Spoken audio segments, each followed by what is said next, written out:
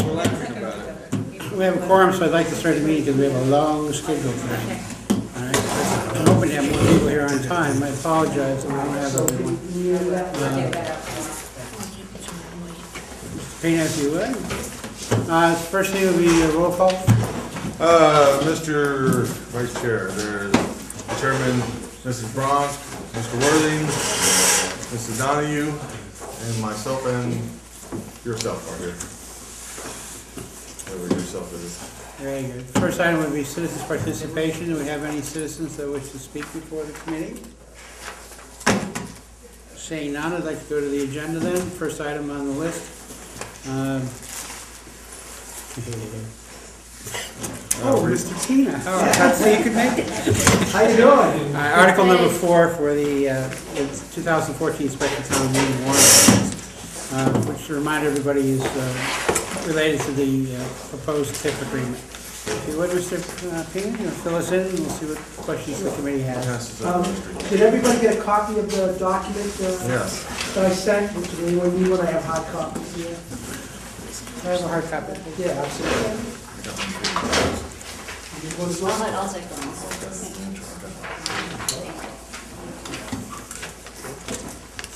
I have with me Jeff Pino, who is the CFO from the LaFrance Hospitality Group here, and Linda Burke, who's from Makepeace. They joined us today. Welcome. I'll try to be brief and hit the high points here for you. The proposed TIF agreement is based on some assumptions. The first assumption is that the average land value will be approximately $525,000, and that the estimate of the improvement value, which is once the building is up, will be at $6.9 million. So we made the information that I provided to you is based on those assumptions. The proposed TIF period is 15 years. And during that 15 years, the town will receive approximately $761,000 in TIF payments, and they will exempt $622,000 in TIF payments. That breaks out to roughly a 55-45% split. Over the course of the 15 years, the TIF agreement is graduated so that the benefit early is to the LaFrance Hospitality Group, and then it benefits the town in the latter years of the agreement. Overall, it's split about 51 to 49%, the percentages. In addition to the taxes that would be paid on the TIF agreement, there are some taxes that LaFrance Group would be responsible for paying that are outside of the TIF agreement. And this is really important because these benefit the town and there's no advantage in terms of the TIF agreement. The first one is the estimated local room occupancy tax. That's based on an occupancy of approximately 50%. And during the 15-year period, the estimate is that there would be $2.36 million received by the town during the 15-year period. The next tax that they would pay is the estimated local meals tax, and they pay that at 0.75%. Over the 15-year period, we would, and by the way, that meal tax is based on 25% of the occupancy. So that tax money would come in at about $74,000 over the 15-year period. And then the last one is the land tax that is not applied to the TIF agreement, and that's $111,000. So the total estimated taxes that would be non-exempt from the TIF, based on the TIF agreement, would be $2.5 million. And if you would add that to the estimated TIF payments, the town would receive approximately $3.3 million over the 15-year period. Now, the other benefits, and again, just being brief here, the average annual benefits of the town is approximately $220,000. The return on investment, I give you a number there, which is for every dollar that we exempt in the TIF agreement, we would receive back $5.32 based on all of the taxes that we would receive.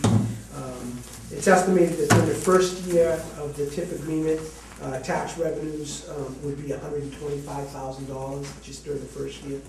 We'd also receive 50 new jobs, full and part-time, that would be here in Wareham. Residents would, to the extent possible, would be given preference. And then, two other points, which is that, obviously we're helping me make Piece to jumpstart the Rosebrook Place, which I think is a really important piece of the development, not only for 80 Day Piece, but for the town.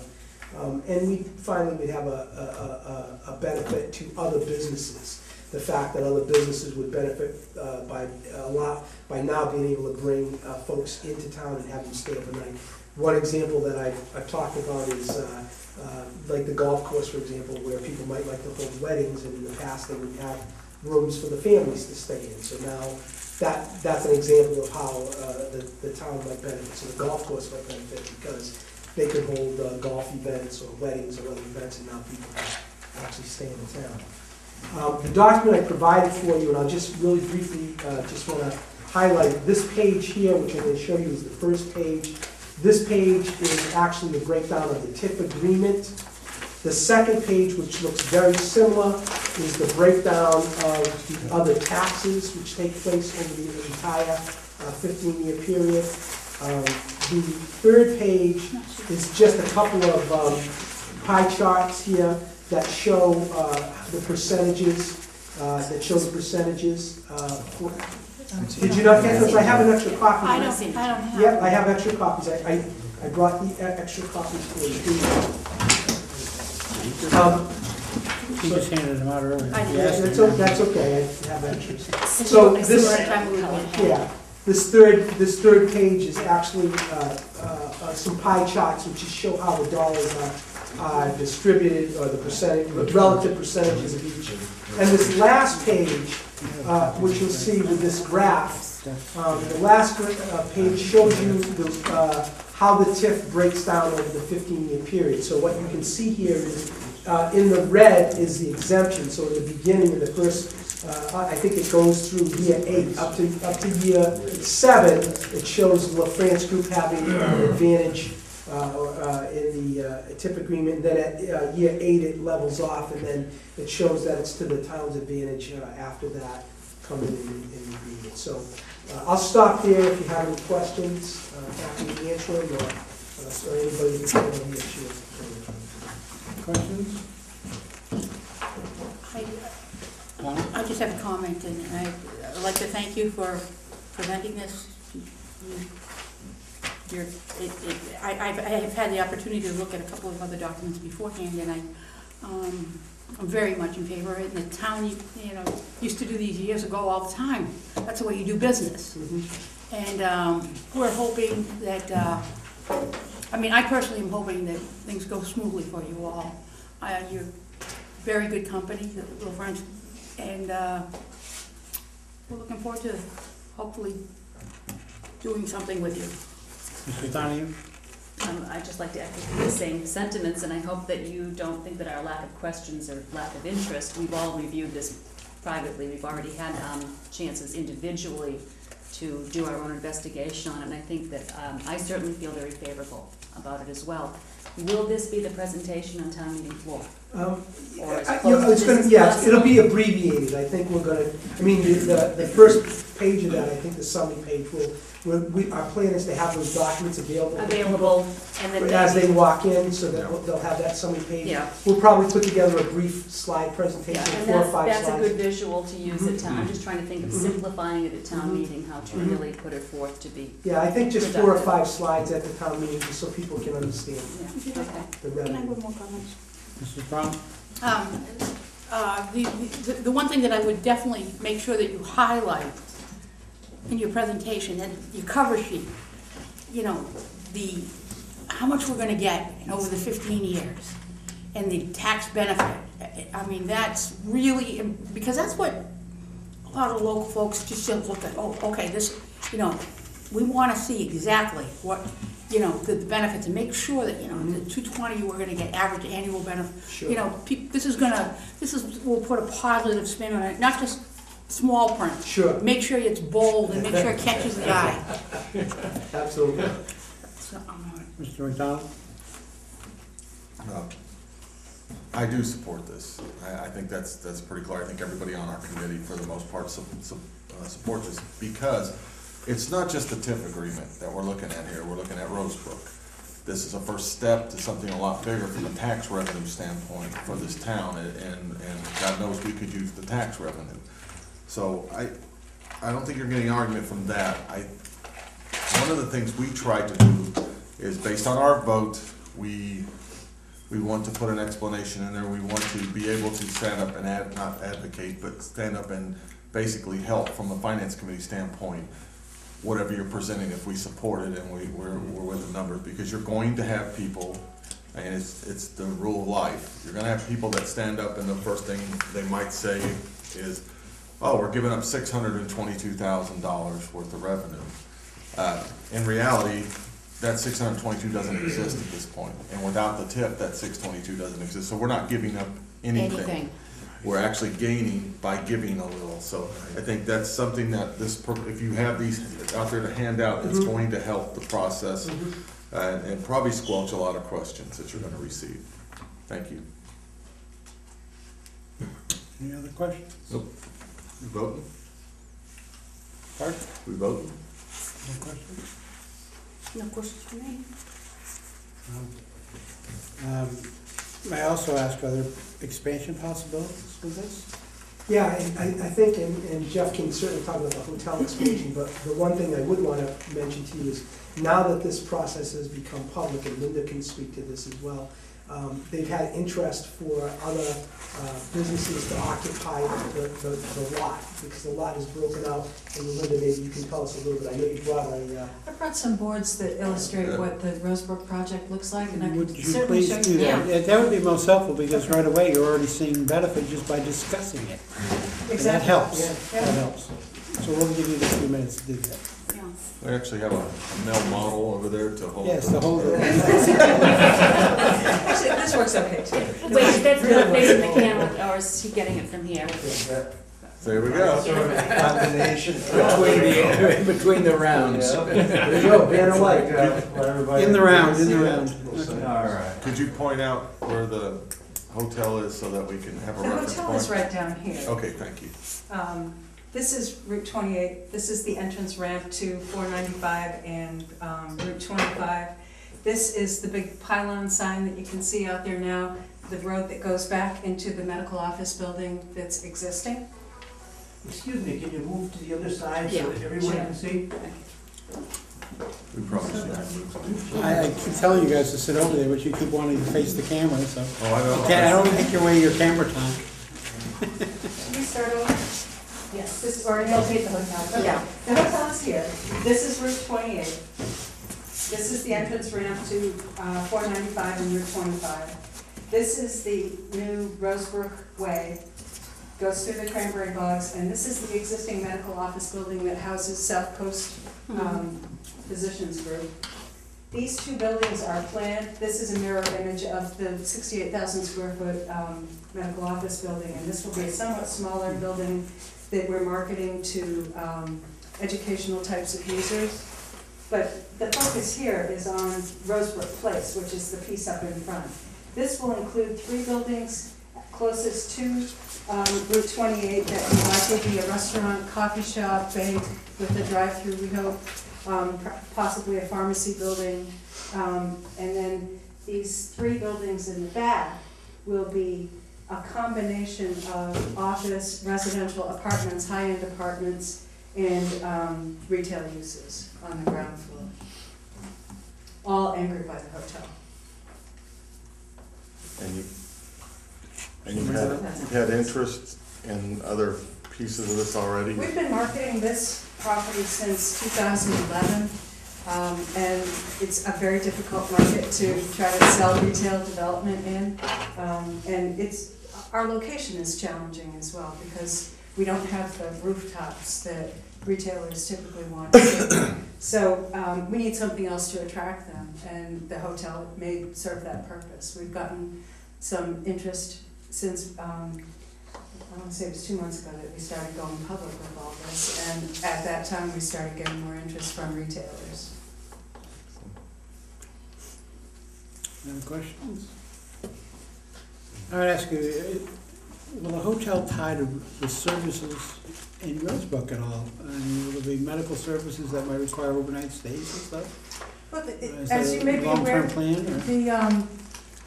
one of the primary physicians groups at the South Coast building is the bariatric services. And they require, it's not just surgery, they ask that the patients come in with their families from wherever they come from, and they do nutritional counseling and that sort of thing. And they have talked from the very beginning about how having a hotel up here would really augment their practice and would help them provide better services to their clientele. I would suggest it would be most helpful if they would be willing to speak at town meeting, just in general, as somebody to speak, to say this is. That's a great idea. Would be a tremendous help to what we already have in place. And this is a draw. We know that you only have 90 rooms, Yeah. but you might be able to fill those up. I also know my experience with Town Suite Places, I've seen a tremendous amount of military stationed there on TDYs. Yeah, that's something that we've heard. Building, all right, and with Otis, the amount of, and pause and everything, and the amount of building that it has there, all right, you might want to see if they might be willing to make a statement as to what they would be willing to do. And again, that's usually the senior NCOs that are in there. I have a lot of experience with town suites, residencies, because I travel all across North America. And those are big draws for Marriott. That's very good. All right, so there is a tie-in as well. The new building that's going up, will there be additional tenants there that you know of that might also be possibilities? I realize you might not be able to give any names. We won't actually start those other buildings until we have 50% of the building tenanted. Okay. So we're not ready to go with those yet. Okay, so that's in the future. Yeah. Okay, very good. Anyone else have any questions? Do we wish to entertain questions from our public? That's fine. We don't have a lot of time. We don't have a lot of time. But go ahead, Tom. Tony? The building in the back there, where the physicians are those gonna house like the physicians from Toby? Like the one down at Fairhaven is being built to house the physicians from St. Luke's? So that they've got a centralized place to go? This is, it's the South Coast Physicians Group, which is a somewhat different entity than South Coast Hospitals Group. I'm not sure what the relationship between the two of them is, but they seem to, this is, when they need hospital privileges, that's where they go, is to Toby for the most part. It's a fairly cohesive system that includes Charlton and St. Luke's as well.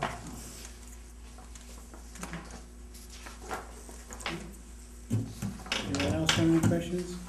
I would recommend in your slide presentations that one slide clearly show the tax benefits to the town. Don't jumble the numbers. Let's say this is the amount of land, this is the amount that the town will receive from the TIF agreement. All right, subtotal that, and then other additionals that will come quickly, all right, to give a grand total. All right, there's a lot of numbers on these pages that will only confuse the issue. Try to keep it as simplistic as possible, and I'm sure the CFO understands that. Yeah, we just tried to get, we wanted to give a full picture to the board of selectmen of their finance committee. All right, we thank you very much for your presentation, taking the time tonight. Thank you. Good luck. No motion? Mr. Worthing, Oh, no questions. McDonald, Do you want a motion? Madam Chair, do you want to do these tonight? It's up to you. You're chairman right now, if you think we should. Chair will entertain a motion. So moved. Well, he can't move it. Okay. Go ahead, you do, that's right, I'm only, I have to read the article first. The article here it is, Article 4 on the special town meeting to see if the town will vote to A, approve the form of the tax I increment. move favorable action on Okay, so I Article won't 4. read it. Do I have a second? Second. Any further discussion? Nope. All those in favor? Aye. Opposed? 500. I would suggest that the opportunity for town meeting to reconsider to raise the vote. Yes. I said if we have an If we have a full opportunity, full board. board at some point, which we'll probably have, we'll raise the vote. Thank you very, very much. Thank you. Thank you very much.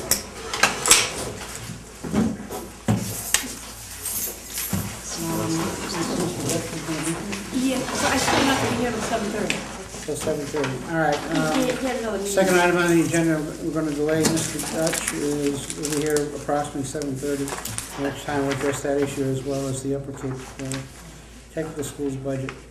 We'll move on to the 2014 annual Springtown meeting warrant articles. We'll start with citizens petition, Article 31.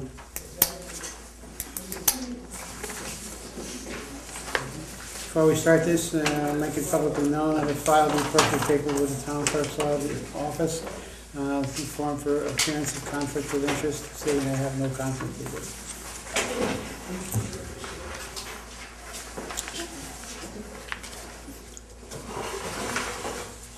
Please identify yourself. Dorothy Heath, Precinct 2. Sharon Gomes, Precinct 3. Should summarize your article for us? Our article essentially creates a board of sewer commissioners that would oversee the superintendent and the water pollution control, all things having to do with water pollution control.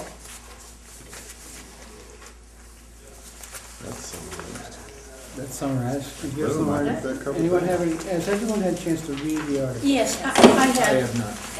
I have, and excuse Do me. you have questions? Have a question? Mr. Paul? No, I'm just glad that somebody brought it back up, because the town meeting voted on it and never went anywhere, and I'm just so pleased to see that someone took interest in it and brought it to the floor again, because I truly believe that's what the town needs and wants. And after what happened to the folks at Oakdale, we know better than ever that this is what we need, and I applaud you, Mrs. Heath. Mrs. Gomes. No question? No, Michael. Mr. McDonald? Just because, I'll try to make it quick. We did have some issues with it at last town meeting, where they basically voted further study or the basic knock off. One of the issues was that it's taking it out from underneath the town administrator and the board of selectmen. You're making a superintendent. I don't have a problem with that, because I think we're talking about almost a $7 million business, and I think it needs to be dealt with on a separate level.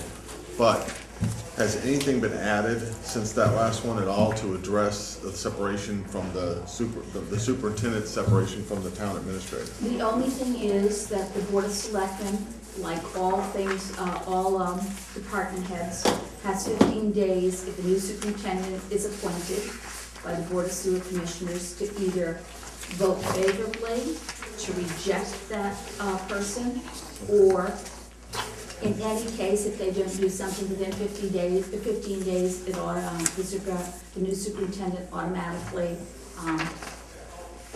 becomes the superintendent. Okay.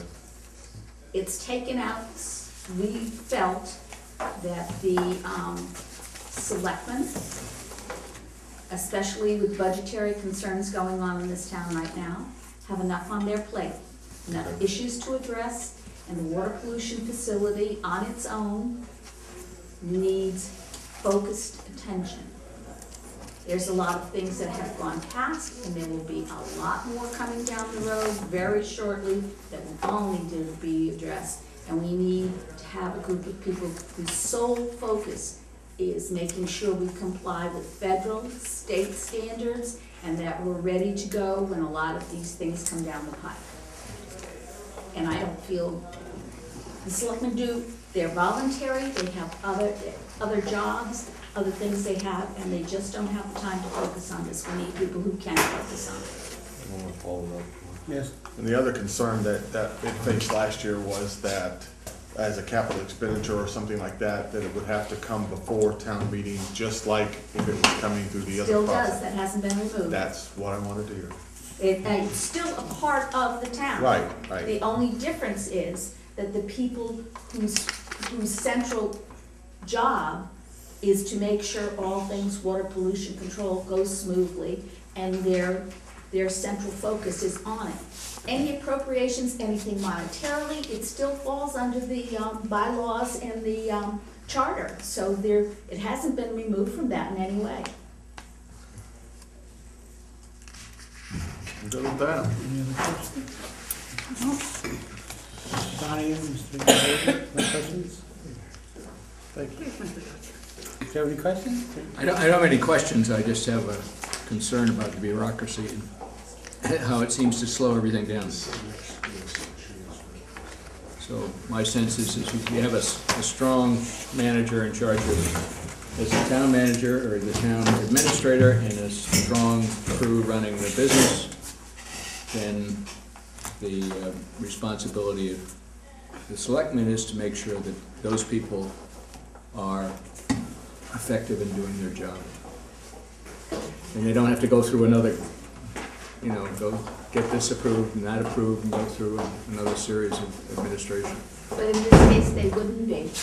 They would only be going to the Board of Sewer Commissioners. It's not another layer. It's a separate layer. And then the Board of Sewer Commissioners have to report to whom? Town meeting, right? But the selectmen report to town meeting. I'm just, fewer is better in terms of efficiency and getting Not things, if getting fewer- things accomplished. Not if the few are so overloaded that they can't keep track of everything that's going on. That's, They're only overloaded to the extent that they might micromanage those things that are underneath them. If they true managers, they wouldn't be micromanaging. So, Mr. McDonald? Nevertheless, we don't live in the perfect world you're discussing over there. And one of the things I think would be helpful is to have someone focus on this, because whether or not it is part of the town, which it is an enterprise fund. It is a $6-7 million business, and it needs something more than selectmen/sewer commissioners. You need you need the same type of management that, I understand what you're saying, but it's not bureaucracy at this point. It's actually streamlining the process, because now you have people that are focusing on running that. And I can honestly tell you, if you look, have you seen the financials for the sewer enterprise fund? they have, yes. You have, because we haven't. The presentation by the, You got 2 lines. That's what you got for a $6 or $7 million business. You got 2 lines. We need more than that in order for us as a finance committee to understand what's going on there. I don't just need this. I need to see. I need to look at it. It's a much more complex business, and municipal accounting is not applicable over here. It's more of accrual accounting. So I think in a sense, we're bringing it out from people or from a group, and we're putting it under someone whose focus is the enterprise fund. And I don't know how many are there? 5. Right, so, if I had any disagreement with this, I would make it 3 or something, We're but. trusting the engineers for construction to give us the information and the cost. And we're trusting an engineer that is working for the company that is doing the work, because we don't have an engineer in the town.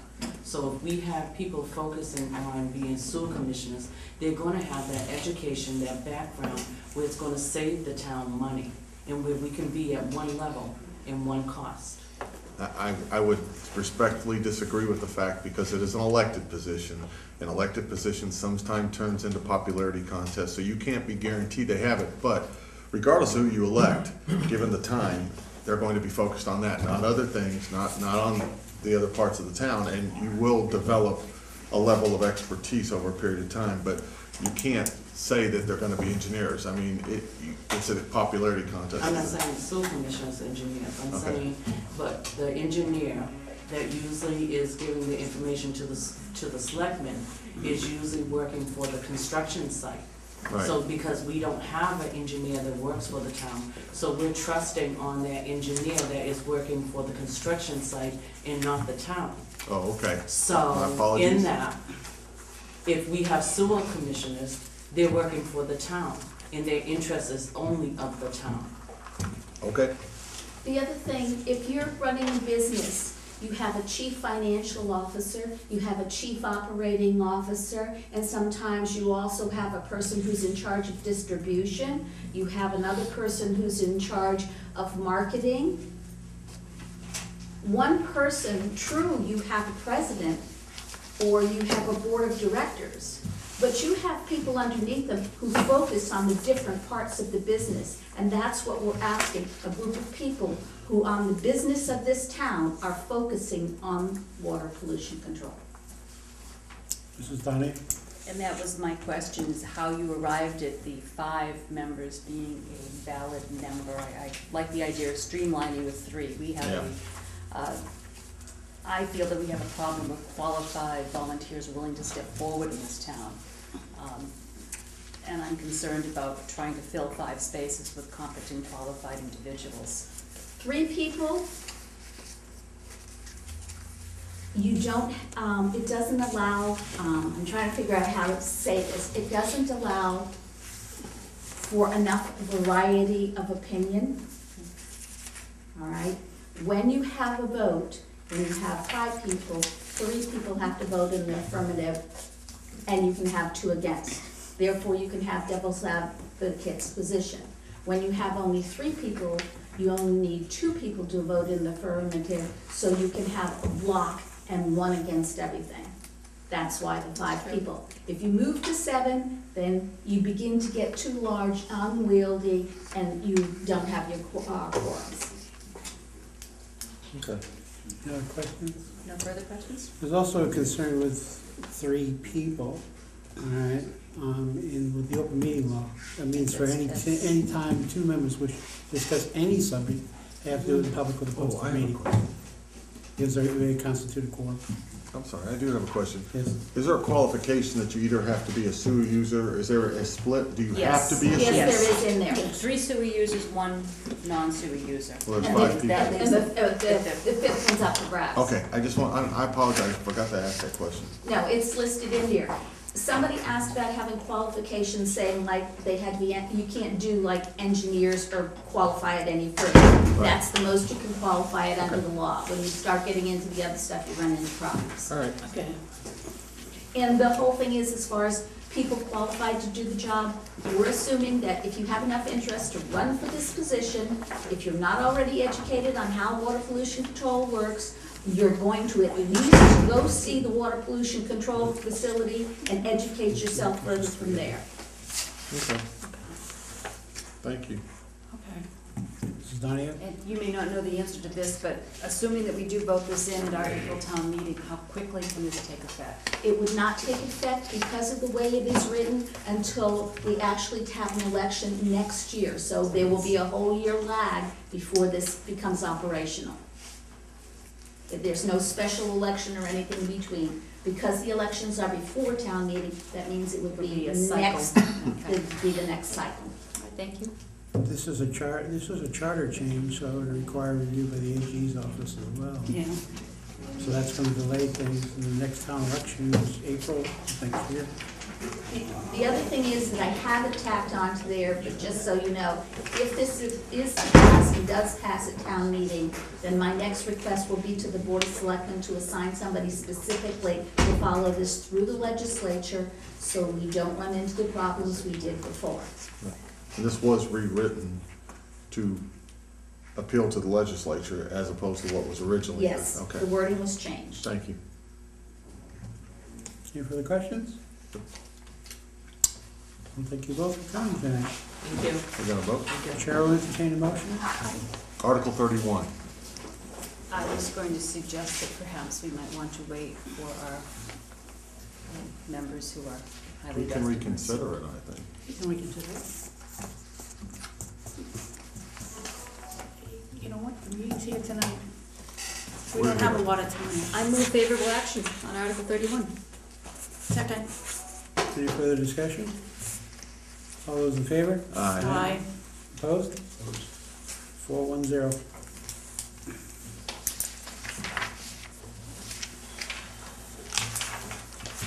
I'll get back to our article, second item under A, which was Article 3, which is the Upper Cape Cod Technical Schools article for the stabilization fund. Mr. Dutch, is it Mr. Dutch or Dr. Dutch? Mister, Mr. Dutch. Okay. working on it.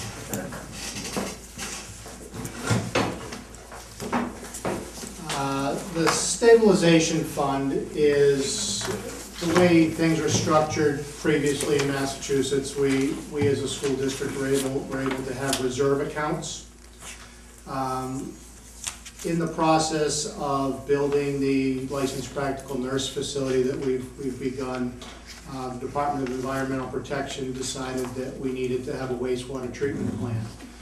And they stated in addition to needing such a plant, we were required to establish an escrow account in their language. We were informed by the Department of Revenue and the DESE that regional school districts could no longer have reserve accounts or escrow accounts. They had to establish stabilization funds. So we are looking to establish just that, a stabilization fund for the sole purpose of funding the wastewater treatment plant. The funds for that plant are being transferred from the reserve account to the stabilization fund when it's approved. The additional funds will come from the revenue from the adult and continuing ed, our LPN program, and the rental of our building. So that's how we anticipate to fund that. We're not looking for revenue from the town for that. So at this point, this would not be involved in the assessment at all? No assessment at all. And it's our plan for there not to be one. Additionally, those funds are managed by the treasurer of the school district, who is a school committee member. Before we can expend those funds, we need to bring that to you and provide you with an annual accounting of the balance in that account, as I said, on an annual basis. Additionally, the funds will accrue interest, which goes back into the stabilization fund and can be used for no other purpose. Any questions? I was looking for the article, to be honest It's with in the special town Any meeting. special town meeting? Article number 3. you. I don't know what I did with it.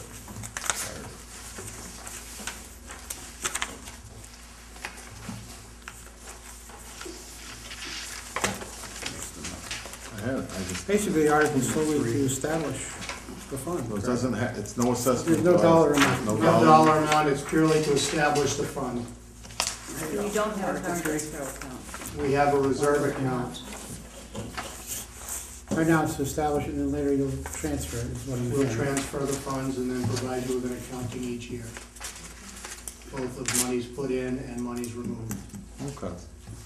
Thank you. No questions? Is it solely to serve the school? Solely to serve the school for the sole purpose of constructing a wastewater treatment plant. Can't be used for any other purpose until we come to Is that you. the most practical solution, or is it, there are homeowners over there? It's the most practical. Their homeowners all are functioning on private septic systems. It'd be difficult to incorporate that as well. We are a municipality on our own. We're not part of Wareham, so it would be difficult for us to enlist other town folks to join in and increase the volume of the plant, so to speak, to assist in funding it. Once the plan's established, is it eventually going to be a curriculum item or a vocational It item? will eventually be part of our environmental technology program. The advantage that we have is we have 2 staff members who are both licensed wastewater facility operators, which is often considerable expense as well that we won't be required to incur, fortunately, because we have them on staff. We are hoping, again, we're in the design phases now, we've just started that process, so it's our hope that there will be an observation area for students to be able to see the process. They won't be involved in the process itself. McDonald? Since this has no financial impact on us, Mhm. do we even need to vote? Yes, we need to vote on all articles. What we can't do is or what we don't have to do is we don't have to make recommendations.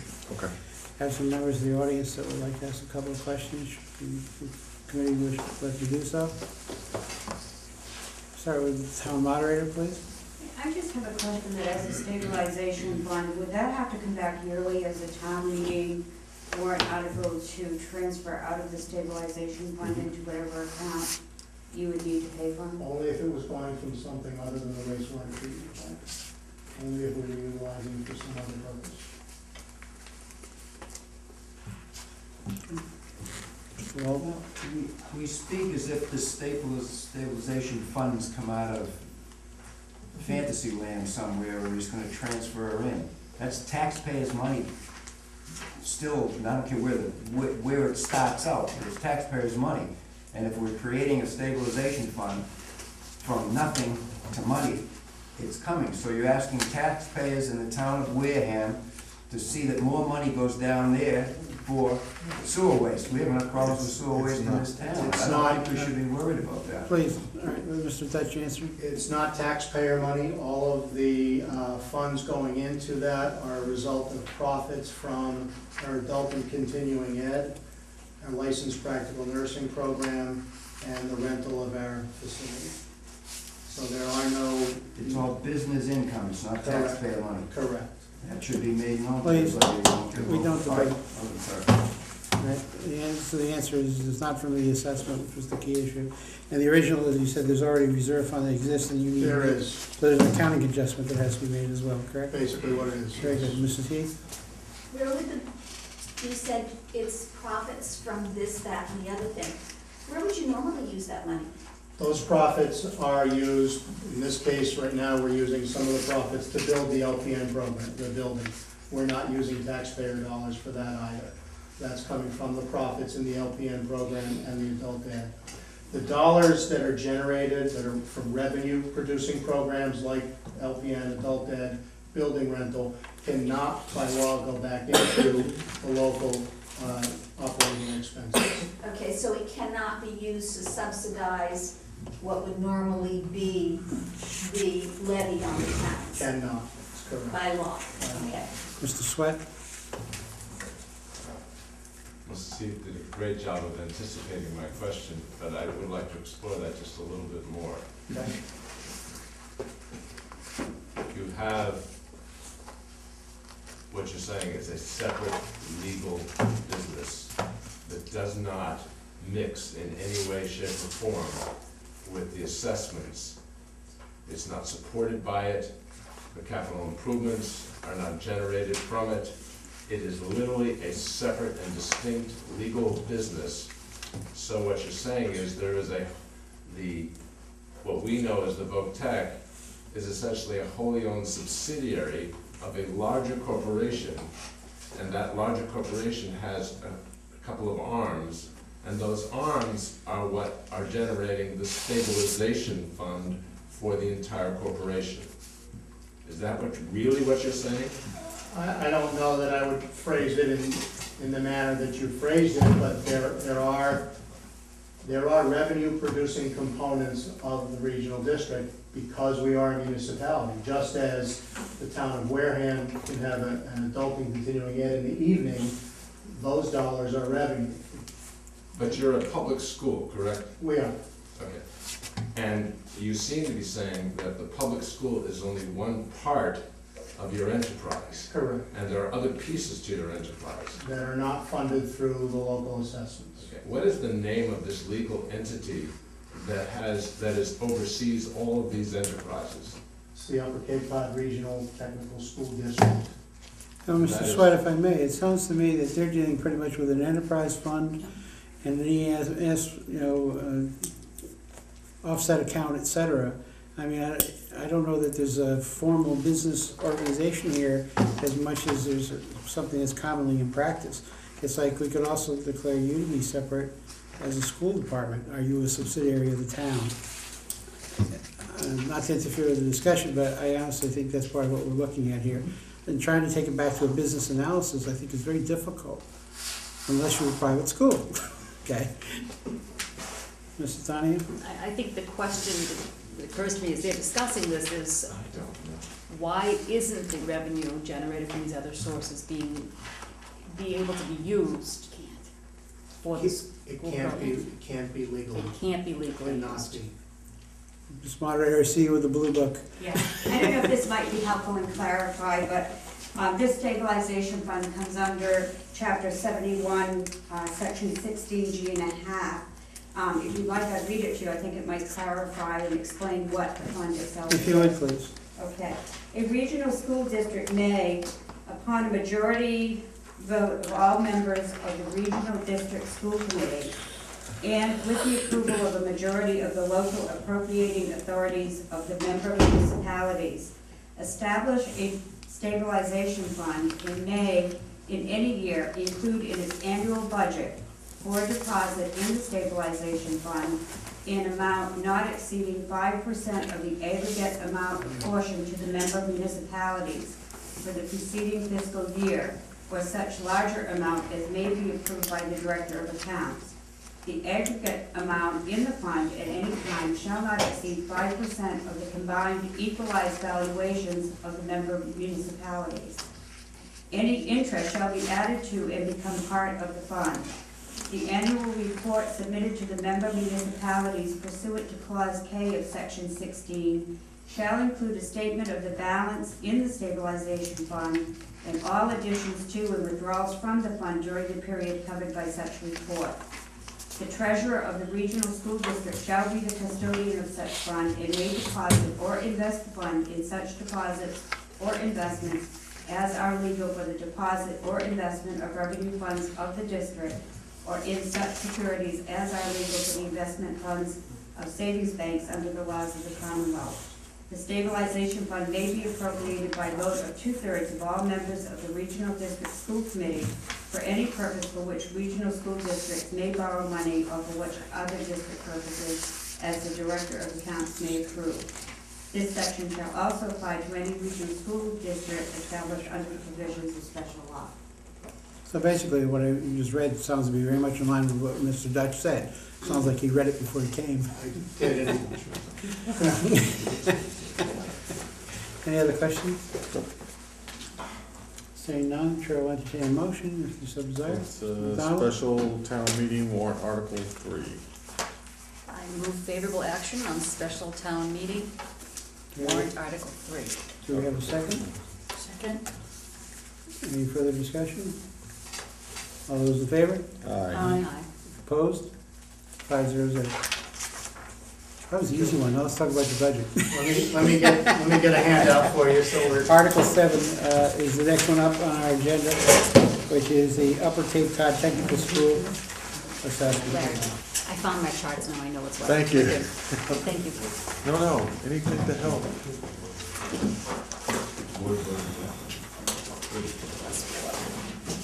You bring your bodyguards with you tonight?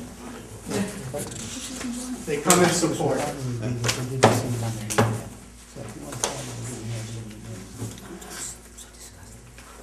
Pass those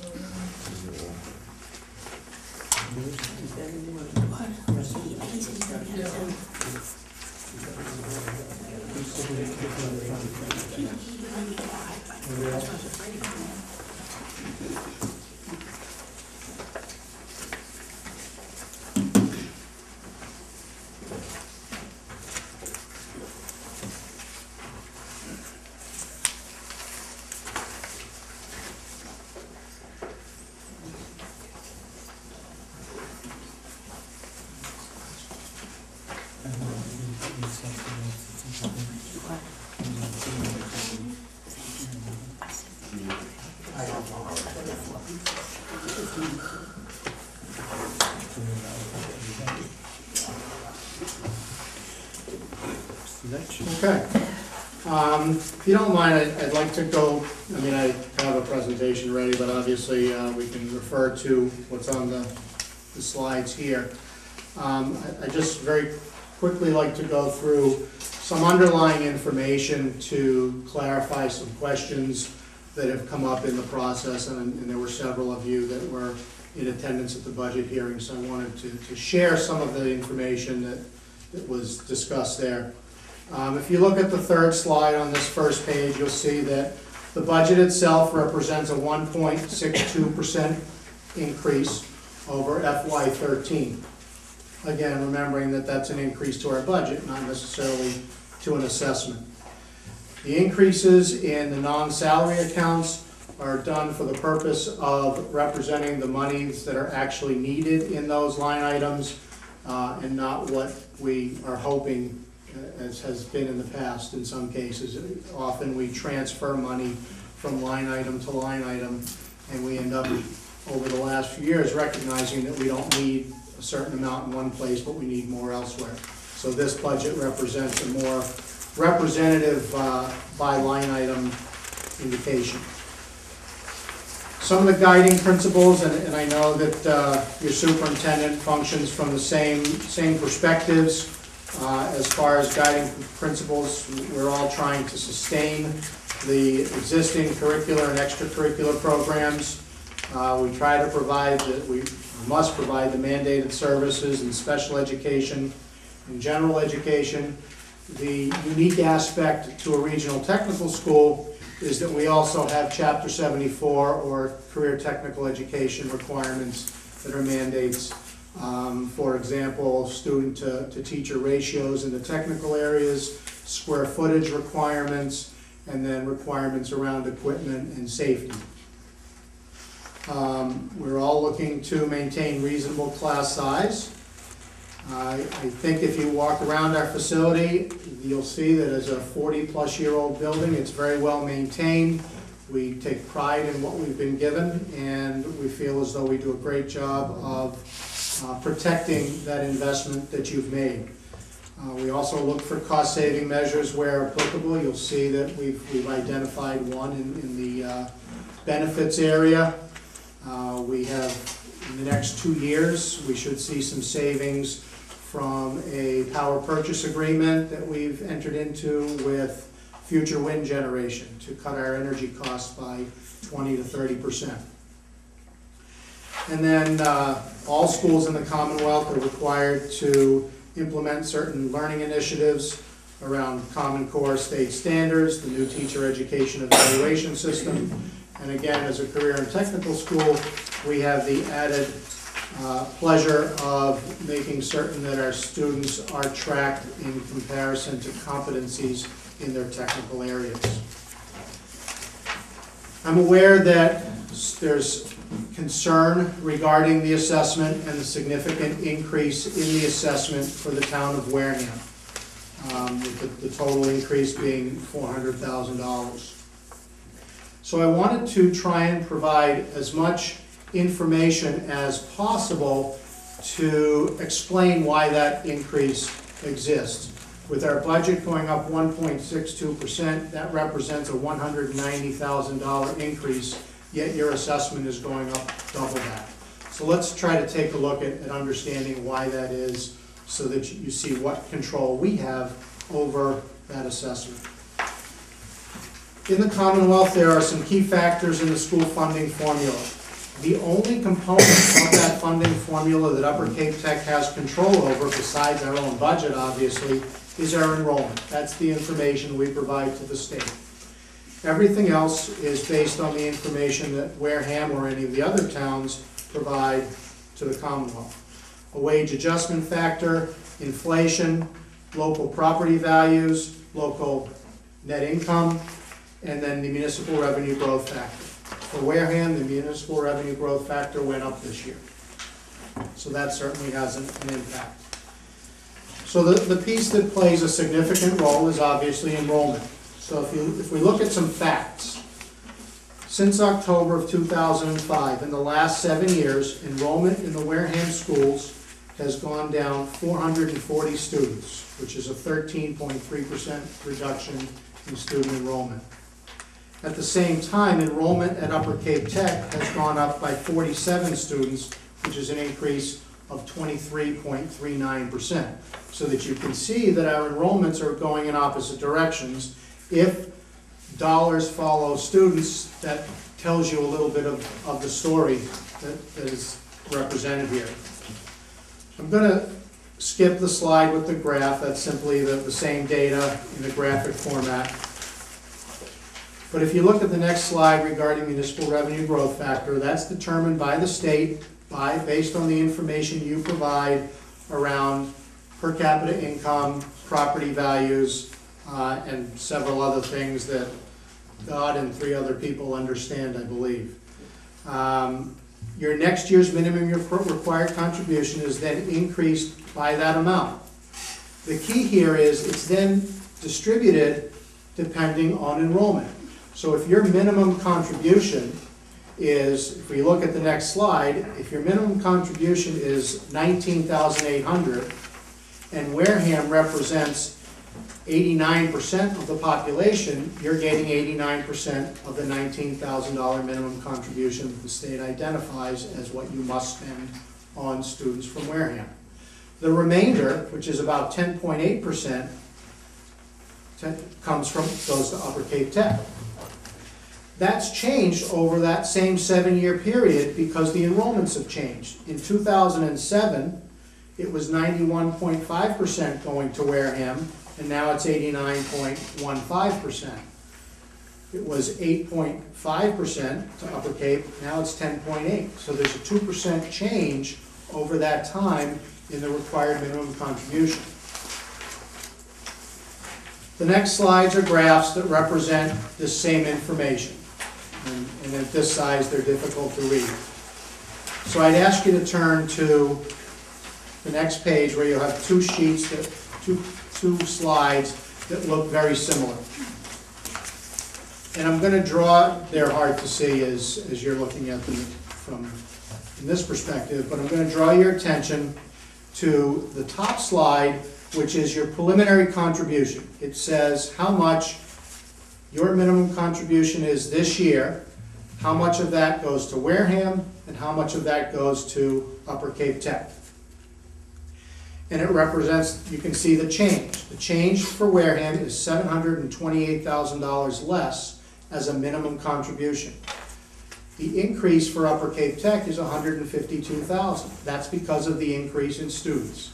So because there are additional students, 23 more students at Upper Cape Tech this year than last year, that's a $152,000 increase just because of the new students. If you look at the next slide, what makes it significantly more challenging is the decrease in enrollment and in Wareham schools. If your enrollment stayed the same in 2014 or 2013 as it was in 2012, your minimum contribution would only have gone down $585,000. Our increase in assessment to you would have only gone up $16,000 because we would have represented a smaller percentage of the total population of students in Wareham.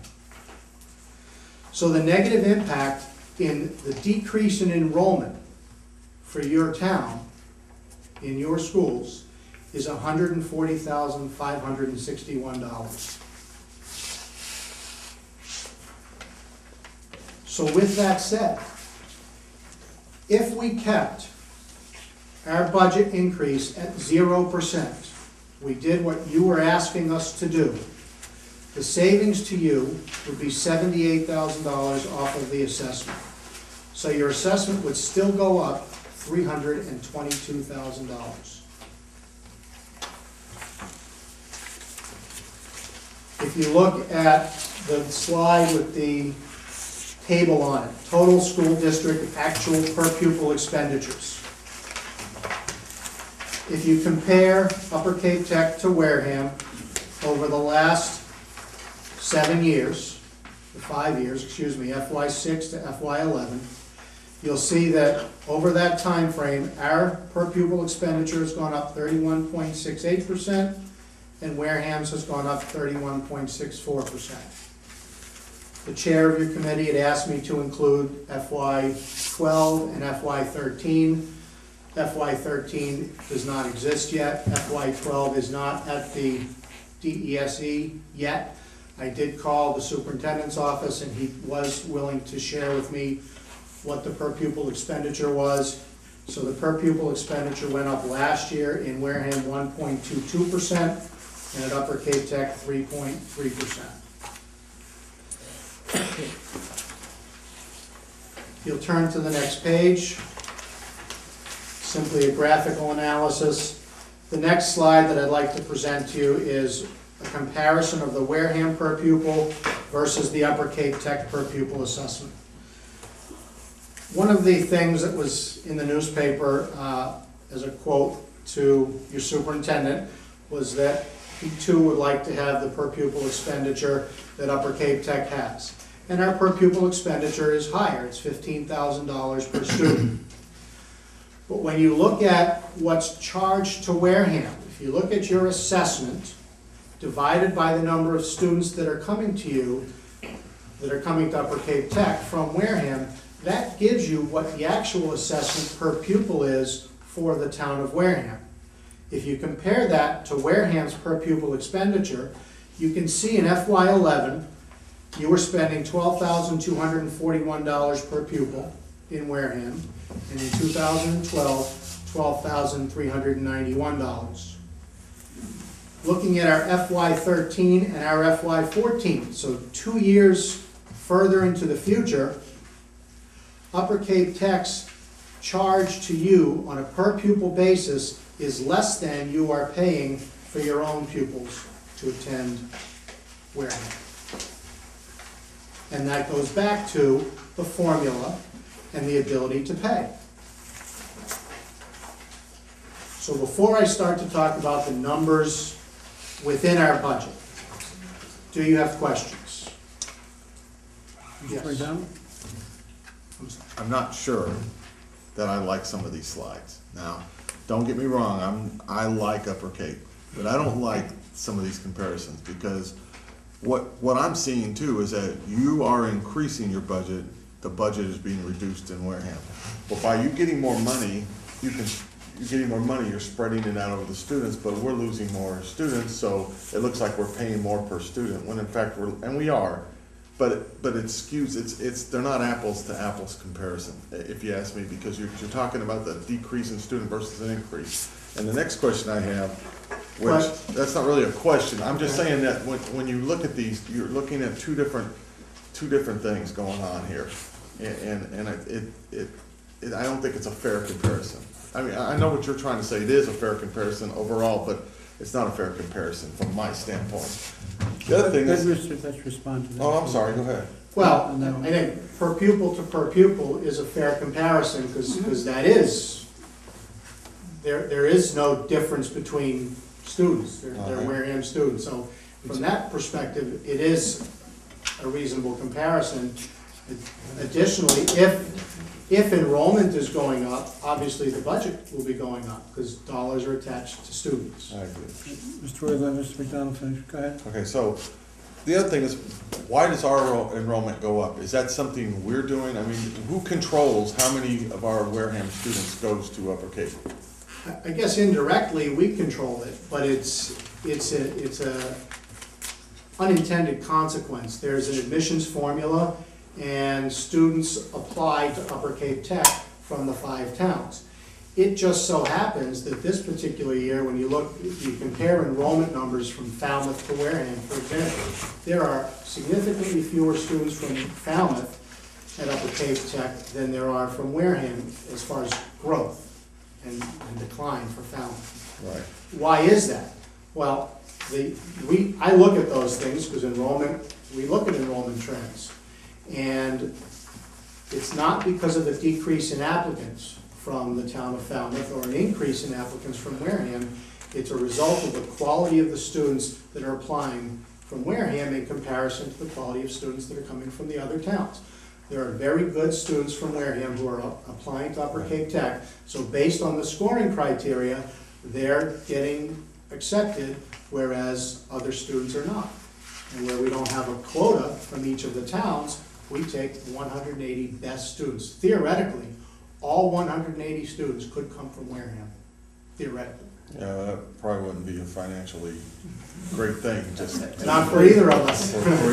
But I was curious because, so, in a sense, it is controlled. The one thing not the one thing, but the second thing you control is the students that you're getting in. Who we accept, right. but it's pretty formulaic, and there isn't a lot of latitude there.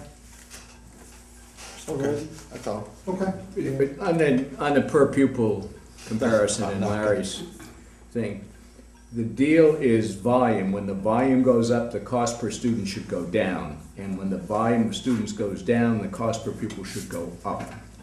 And you're going up both ways.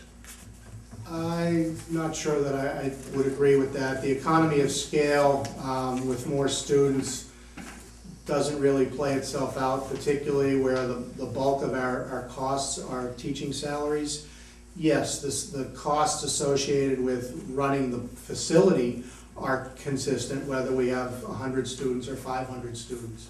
The cost for health insurance is dependent on the number of teachers, obviously. But the bulk of any instructional costs are directly tied to the number of students, and as the number of students increases, so will those instructional costs. But the overhead goes down. As a representation. Is its portion of the cost per student goes down. Correct. So therefore, and that may be an explanation of why our per pupil expenditures may not be going up at the same rate as some of the other towns.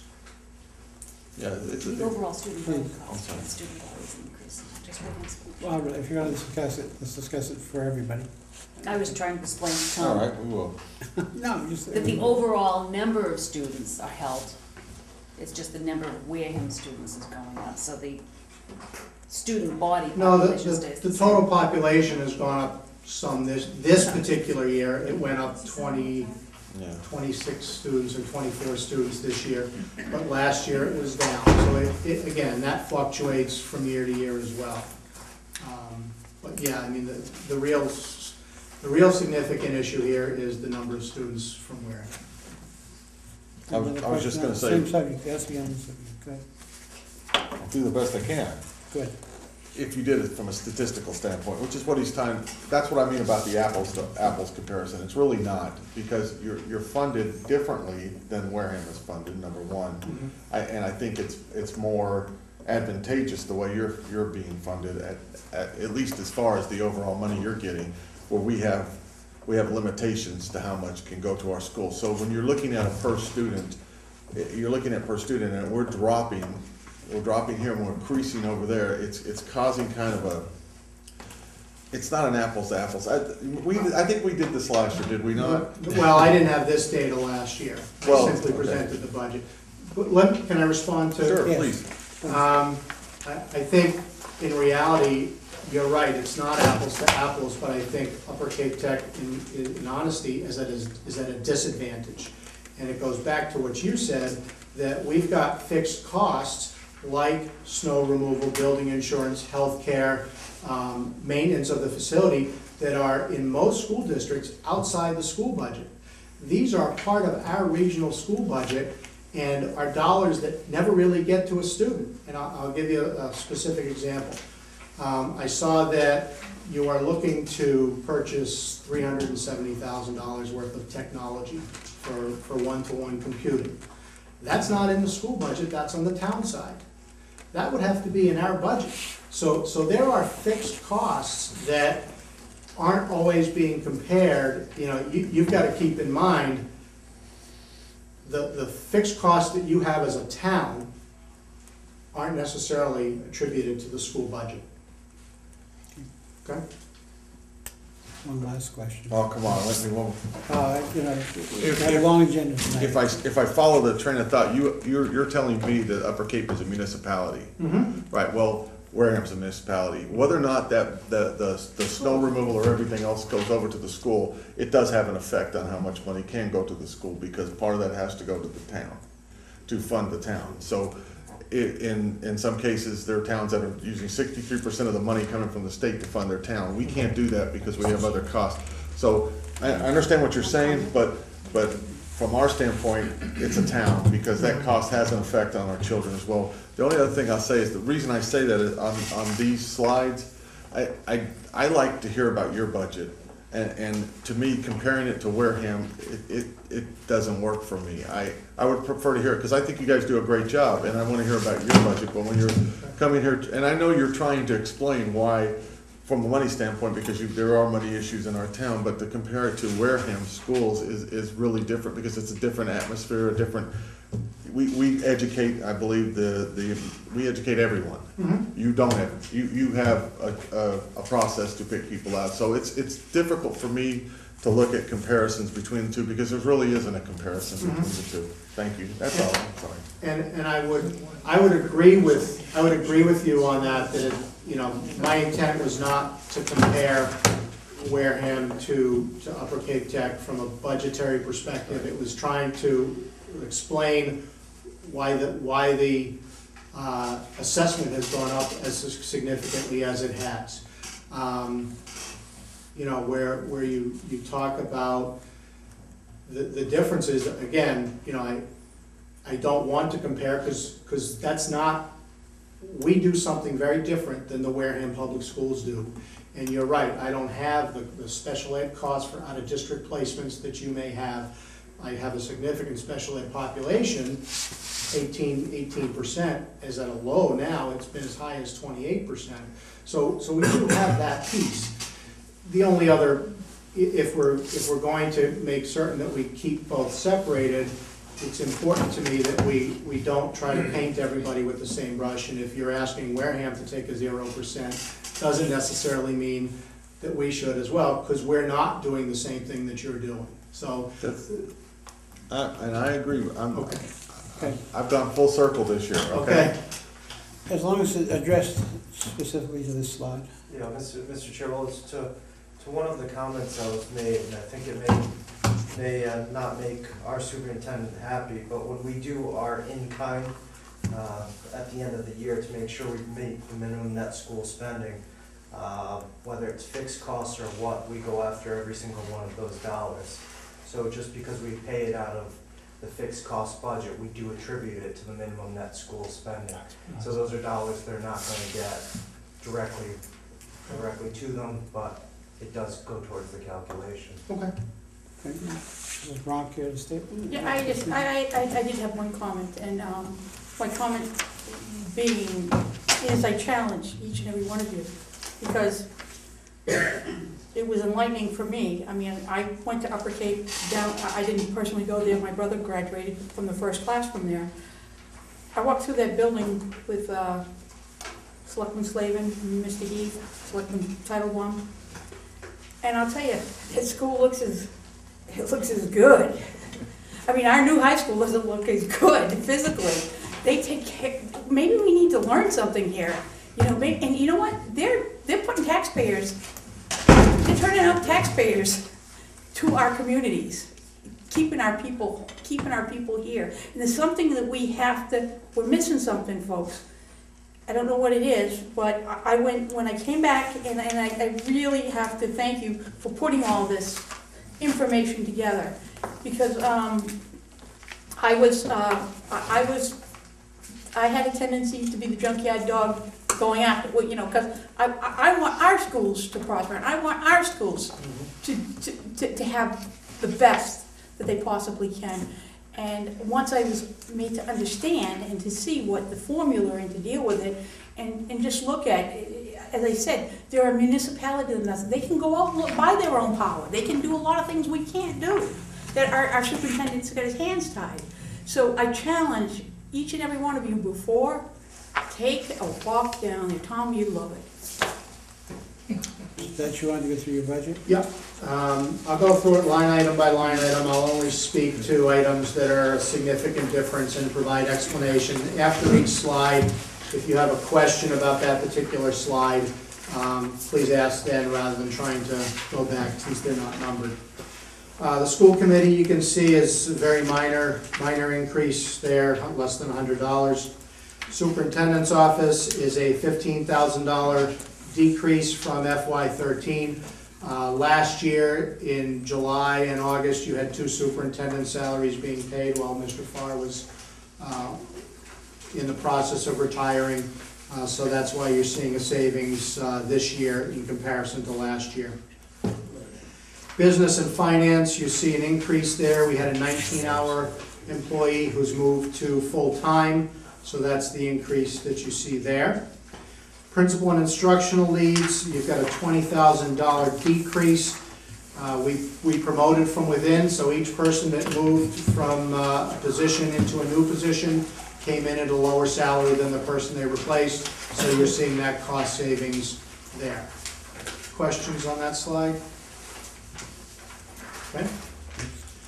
Teaching line item, you see an increase of about $130,000. That is cost of living and step increases. Under professional development, small increase. Textbook program is a $15,000 reduction. We are finding that as we move to electronic books with the use of iPads, we have less of a need for textbooks. So our budget has gone down, and it's my hope that that will continue to decrease in volume. Supplies line item, again, you see it as a small increase. Any questions on that slide? Yes. Sorry. What leverage are you getting out of the iBook program in terms of efficiency and also the quality of the education, of the learning process? Just completed a survey in the process of presenting to the school committee, and one of the analyses that we did were student grades. And the grades have gone up. There are 32% fewer students failing and getting Ds. And when I asked the question why in the survey from the teachers, it's universal that they're doing their homework. They're more engaged, and because they're doing their homework, they're learning more. They're putting more time into the process. It's not drudgery for them.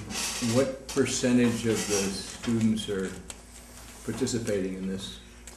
It's 1/4 of our students currently, just our sophomores. Are you going to go to the juniors next year? Well, that's our plan, and you can see that in this budget.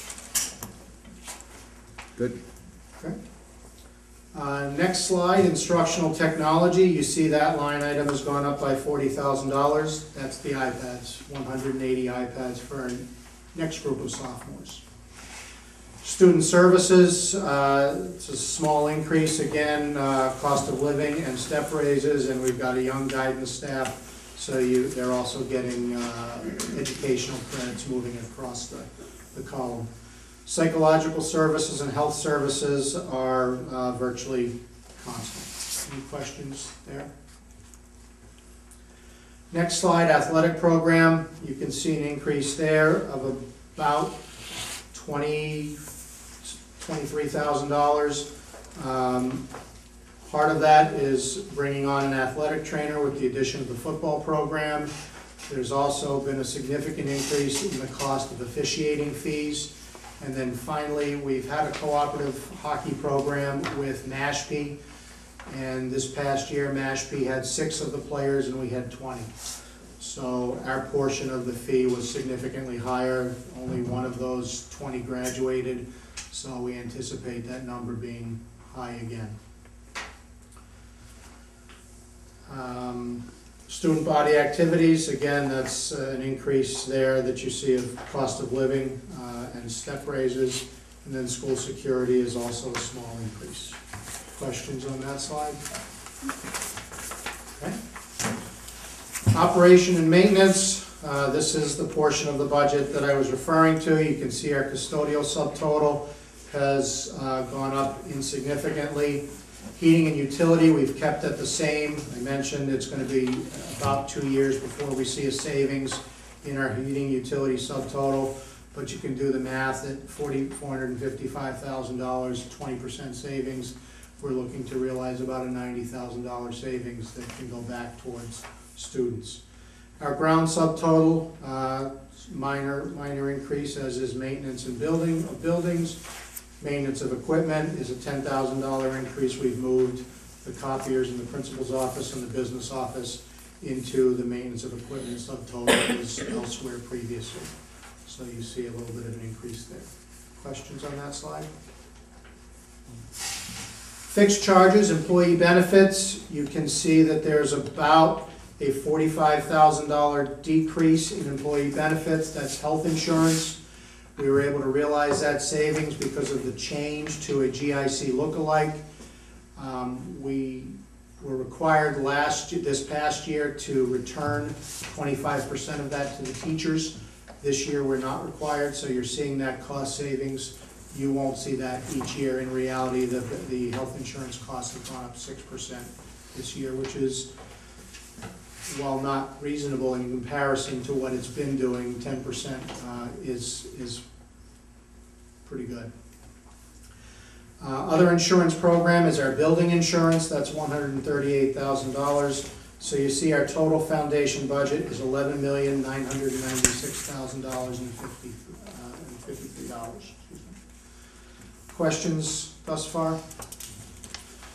Okay, reductions to the foundation budget. We're anticipating our Chapter 70 revenue to go up to $2.891 million. It's $25 more per student. Our anticipated interest revenue is $15,000. Deferred tuition for an out-of-district student is $15,745. We anticipate our municipal Medicaid to go down to $5,000 as a reimbursement. And then our excess and deficiency account, $80,000 will be applied against this year's budget. I would note that over the last 6 years, we've given back over $1 million to the 5 towns through excess and deficiency. So at the end of the year, when we have surplus, we don't go spend it. We let it drop into excess and deficiency so that we can return it and put it against the budget. So the net foundation is $8,988,423. Questions there? Transportation. Our district provided transportation is going up by $31,000. Part of that is costs for bus driver salaries. The bulk of that, we have a 2000 Oldsmobile van that we can no longer get parts for, so we are replacing that van. Contracted transportation, you can see almost a $90,000 increase, an $89,000 increase. That's due to 4 routes that are being rebid. They're 5 years old. Cost of fuel as well as the other expenses. That's a target for as far as what that increase will be. Potentially it could be less. If it is, that will be reflected in the final bill to the towns. So you see the total transportation minus transportation aid. We expect a 56% reimbursement from the state. Again, Commonwealth not meeting their promise, which was 100%. My recommendation is that you contact your legislators. They are in the process of looking at regional transportation, trying to bump that up. It's money coming directly out of the towns when it's not reimbursed. So I would advocate that you contact your representatives to try and move towards meeting the obligation and the promise. So the net transportation budget is $522,737. Questions there? Our next slide, the LPN program, the subtotal is $535,300 as the expense. You can see that that's a significant increase from last year. The reason you see that significant increase is that we had 2 campuses, one in Bourne and one in Harwich. The Harwich campus, those students were not counted as part of our student population, and therefore their costs were outside of the district. At the same time, when you look at tuition revenue, you can see that's gone up $300,000 as well, because the tuition that they pay is now counted as part of our tuition, as part of our budget. So the net LPN budget is a gain of $34,700 against the foundation budget, against the combined net transportation and LPN. So you see it's a $488,037 transportation and LPN program budget. Questions there? What's LPN? Licensed practical nurse. Thanks. These are the people that are going to take care of us when we're in the nursing home. Our capital budget is $120,700, $700 increase from last year. The bond principal, you can see, has gone down $40,000, and the bond interest has gone up slightly. Derek had mentioned that the assessment was about $100,000 less than the number I had given him originally, and that is a result of holding off on the bonding of the window project, which you approved last year, rather than have you have a double hit. This bond principal that you see here will be gone after this year, so you only have about $100,000 bond principal next year and for the next 8 years, of which you would have approximately 33%. Questions there? The next slides are the enrollment figures and identifying what percent of our operating budget you have. I think they're self-explanatory. You can see the trends in the district as far as enrollment at Upper Cape Tech for the different towns. You can see what the enrollment is this year, and it fluctuates from year to year, obviously. The next slide is simply the same information graphically. The capital, the assessment for the capital is calculated differently. It is the town's percentage of students as a comparison to the total population of students in the 5 towns. So it's a little bit different. But I think the interesting thing to look at is demographically, the enrollment in all 5 towns is decreasing fairly significantly. So that gives you some indication as to a trend. Can I ask a question? Sure. Okay, this is just a theoretical one. And you can see where I'm going in a minute, but the Wareham, our enrollment has increased a great deal. At Upper Cape. Right, a great deal at Upper Cape. But there's 5 towns, and everybody has a vote on the budget, all 5 of us. But wouldn't it be fair to do it based on the number of children you had? So because we have so many children, we would have more votes than someone who had 13. That's not a fair question because everything's contractual. Correct. There's a regional agreement, and that's not how it's written in the regional Just asking the agreement. question. That's not fair to ask him, is it? Well, so you can ask. It's not something that I control. It's a regional agreement done in 1967. Ah. So. Now you know how to fix it. Well, I can tell you, if Marion goes down to 1 child and we go up 350, they still have the same amount of power on the budgeted number than we do. And that's Not at our district, because they only have 1 member on the district. But yes, as far as. Right. As far as. You're correct. That's true. Mr. Whalen? Maybe you can't answer this. Male-female split of these numbers? We're about 52-42 at Upper Cape. Do you know what the Wareham is? Excuse me, 52-48. Yeah, I do not know what Wareham is. I got lost after 52-42. I was 52-48, sorry. Okay, as you continue on, we can skip the slide. It's the same information graphically. I wanted to present to you where the foundation budget goes. You can see that 62.5% goes to instruction, 5.5% goes to administration, 3.5% to student services, and then almost 29% when you look at operations and maintenance and fixed charges goes to those costs attributed to a municipality that are not usually attributed to a school. So there's 29% that never gets to the students. If you look at the gross foundation budget increase, the $190,000, you'll see that 89% of that increase, almost 90% actually, goes to instruction. 4.1% goes to administration. Operation and maintenance is a 13% increase. Student services is a 16% increase. And fixed charges go down by almost 23%. Questions on those 2 slides? So the next slide represents the foundation budget increases over the years, and you can see that this year we are at exactly half of last year's budget increase.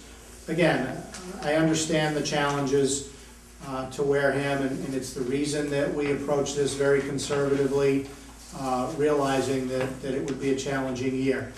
So we stayed with what we were contractually obligated to hold to. So what do you get for your dollar? Well, look at the results. When you look at MCAS, our student performance outpaces the state's performance. When you look at graduation rate, we outperform the state average. If you break it down into subgroup, 100% of our special ed students graduate in 4 years, 97.9% of all of our students, and 96.5% of our low-income students, which far outpaces the state's average. Dropout rates, you can see we continue to be lower than the state average, while that number fluctuates from year to year. As Mrs. Bronk mentioned, one of the things that we do is we prepare students to go into the workforce. We have a different mission than the Wareham Public Schools. One of our programs is cooperative education, and you can see the programs that are here, what percentage of the students are out on co-op working in the towns that hopefully they live in, but are at least in the member towns here at Upper Cape Tech. As you look at the per pupil expenditures, I think we've been through this, but I think the important comparison is Upper Cape in comparison to other regional districts. We are $840 less than the per pupil average of all of the other regional districts in the Commonwealth.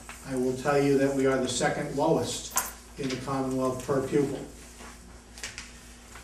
And finally, the last thing I'd like to say is, I don't know if anything I've said is going to convince you to change your mind based on where you began the evening. I know this was, that my budget for you is a challenge. But what I'd ask you to reflect on is less about the Wareham Public Schools and more about Upper Cape Tech and the Wareham students. You've got a school that is ranked as the third best regional technical school in the Commonwealth. You've got a gem in your backyard. For the purpose of saving, I don't know, what, $78,000, is that worth saying no to this budget and dismantling that process? So I ask you to consider that as you make your decision. What would it take you to get to number one? A little better scores on MCAS, a little better on the dropout rate. Not a whole lot, to be honest. Where's the number one school? Shawsheen Tech in Billerica, I think, and number 2 is Blackstone Valley in Upton. Mr. McDonald? You know, this is a very difficult thing for us because we're experiencing what we're experiencing in this town, but a very wise man, and I won't mention his name, told me that regardless of what we feel, these are still Wareham students. Whether they're at Upper Cape, they're still Wareham students, and for us to support, and I agree with that philosophy. You do a good job. You educate Wareham students, and they go out in the workforce, and they go on to bigger, better things. So we have to separate the two. We can't look at it the same. I can't. I would agree, and I think that we've represented ourselves as fiscally responsible. I don't think we're wasteful or overspend based on what we return. And just personally for me, take out the comparisons to the Wareham school system. That bothers me so much. It's not a fair comparison. Well, he was asked to put him in. Yeah, he was asked. Well, asked to put him in whoever asked him to because, put him in, it's not a fair comparison, and The per pupil numbers come up in many, many locations in this I town. know, but That's what the problem is. statistically, it's. That's a matter of opinion. If there are Well, others who it's a matter of disagree, that's why statistics. we're asking to put it in. What's Shawsheen's per pupil? Well, you're on a subject. We haven't. 22,000? 19 or 20. One of them's 19, one's 20. Any other questions for Mr. Dutch? Mr. Dutch, I want to thank you. I hope we weren't too trying for you. Not at all. Better this year, huh? I appreciate the opportunity and the time. I took a lot of your time, so thank you. I did forget at the beginning of the meeting to advise everybody that we were being recorded. All right, this will be broadcast to the entire town. All right, and obviously you'll make a presentation at the meeting. It's an excellent presentation. It answers a lot of questions and poses a lot of problems to us in many ways. But I want to thank you again for coming at short notice, because it was only a week, and for a well put together presentation. Pardon? You didn't even get a week's notice. Yeah, I know. Well, the chairman was a little slow, but I think she had a reason. Do you have any questions for us? We'll let it go the other way. I do not. Okay. I do not. Thank you. I think that's all we have for them tonight. I'm going to visit because they got a culinary school over there, and I'm on my way. Come on up. Anybody is welcome. I'd be happy to give you a tour and. Okay. We may, I don't think we're gonna vote on this tonight, because we need more of the numbers, and we don't have the final numbers from the town administrator as far as how this fits into his budget, Okay. okay? But at least we have the basis of where their assessment's coming from, all right? And what the town administrator's Take a break, if it's okay with you. decisions are.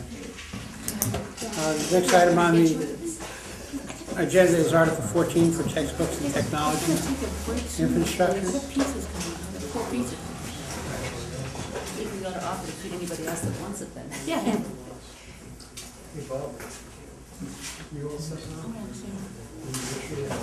Hey, Mr. Sullivan's busy talking here because it's his article. Yes. Committee members who missed dinner, if they want to grab a bite of it. Yes, we have, if anybody wants to grab something quickly, you're welcome I was to. gonna say, Well, you notice where Sullivan's over there protecting his space. Over by the food thing. Cheap shot.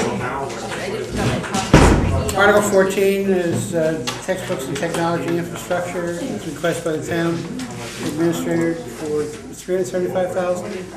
$394,000 to be financed as the, I'm sorry, it's for borrowing the $394,000. Can you speak to the article? 397. I'm sorry, 397? so I hear 398, going once, going twice. Hold on one second. It's Article 14. Now, One second.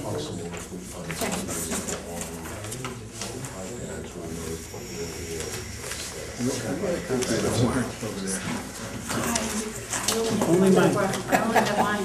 I have the amount in the warrant is 397. 397 is correct. Okay. Do you want to recap this for me, why the town's asking for it? The town is asking for that is when going through with the budget process, understanding the needs of the school, it is actually cheaper for us right now. I shouldn't even say cheaper, probably the only way possible to get the books is to borrow, and I understand that. So that's why I brought it forward, because I believe in order to get these, this is the only way to do it, and it'll be a benefit for the school. So you're looking to borrow and pay over 5 years versus paying it all at once, Correct. straight payout. So it'll give me roughly, for a almost $400,000 value, the cost per year will be roughly $75,000 to $100 at the most. Mr. Sweat, Dr. Rabinovitz, the need, be the next question. Mr. Vice Chair, just as part of every year in looking at what the need is, most of you came to our full-day presentation, saw what we needed. When we found out what the town could afford to give, we were $1,800,000 a time. So, as good faith, the town administrator came forward with an idea of finding a way to purchase the textbooks and technology, which last year were cut out of the budget and we did not get. Those items were zeroed last year. So no matter what other money we were able to get, the town administrator found a way to do that. We greatly appreciate the town bringing that forward. That still, after that, still leaves us with $1,300,000 that we talked about the last time we were here. And just while I have the non-microphone for a moment, I must say that when you're educating 600 students in one building versus 2,800 students in 6 buildings, pre-K through 13, including special needs students that can't be educated anywhere else, there is a difference in comparison. Thank you. So I just been sitting there listening carefully, and when I was asked by the newspapers, I made it very clear that I wasn't comparing, because I don't believe in taking away from one system for another system. But we have 2,800 children to educate. So we've been level funded now for the last 2 years, while Upper Cape has gone up. So I care about the 230 children that go to Upper Cape. I care about the 2,900 here.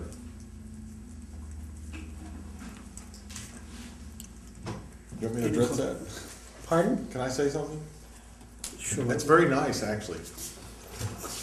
You actually should be commended, because more students are going to Upper Cape. They're coming out of Wareham. That means our educational system must be working well for us to be taking over a lion's share, apparently a lion's share, and we continue to grow. So, again, I agree with you. Not a fair comparison, any way you look at it, but we must be doing something right, because our kids are going to Upper Cape. Thank you. Mr. Sweat? Sure, I'll be quickly ruled out of order, but I'm barely controlling my outrage. First of all, the slide that shows Wareham per pupil versus Upper Cape per pupil assessment is the grossest example of apples and oranges I have ever seen. I know you asked for comparisons, but I'm sure you wanted comparisons that were actually meaningful as compared to meaningless. One side of this... I am going to step in, because these numbers came out from our side first. It was dropped in their lap, okay? Those numbers came out of your side? No, the numbers, the whole concept of per student spending, expenditures, et cetera, have been discussed at length in Wareham. I have to correct an impression, because it leaves an impression that is utterly false. I think you're proud that it proves that that comparison by either system is incorrect. No, it's worse than that. It's incorrect, Mr. Sweat. I'm sorry, it's worse than that. One side includes Chapter 70 reimbursement, and the other side does not. Which makes it an absolutely meaningless comparison, because the per pupil of 12,241 is actually, on an apples-to-apples comparison, more like 7,500. Then I believe we should drop the whole discussion of the per student, if you so wish, on both sides of the question. Except that it has been given to our audience as fact, because no one questioned it. If it was simply among us friends, then I would feel quite comfortable dropping the subject. But to leave it out there as a fact that the assessment is therefore that much less than our per pupil costs leaves the public thinking something which is utterly false. I would suggest that you address that at your school committee meeting. I also want This is not a place for a debate on this issue. I take exception to the fact that we have questioned several things on there. I think you come to the point in time where I think the point was made. It's not fair to compare Wareham to, it's a totally different thing. If it's not fair, why was it done? I don't personally know why it was done, because last year I said the same thing. It's not fair to compare the two. It is on the sheets, and I'm not going to argue with that they're on the sheets, but again, I will defend the fact that it should never have been done. And when he comes up here to talk about his budget, I want to hear about his budget. I don't want to hear about Wareham, because you guys are going to talk about your budget, and it's two different things. So and I made that statement, and I'll make it again. We are here to talk about your guys, what you guys are going to do now, as opposed to them. So I don't want to spend the evening talking about. All right, we're also off subject. We're supposed to be on an article dealing with technology. Let's get some technology. We'd love to have some. Any questions regarding the 397? I mean, I would make it more if you could, but the concern I have is I would like to see more go into technology and less into books, because I think books have a lifespan of about 3 years, and technology is where we're going long term. And we did hear you at our, last time I was here actually, and we are addressing our infrastructure system. We've got approximately 1/3 of each of the buildings now have the wireless infrastructure. We are going to a Comcast business class pipe coming in versus your home system that was a free system before.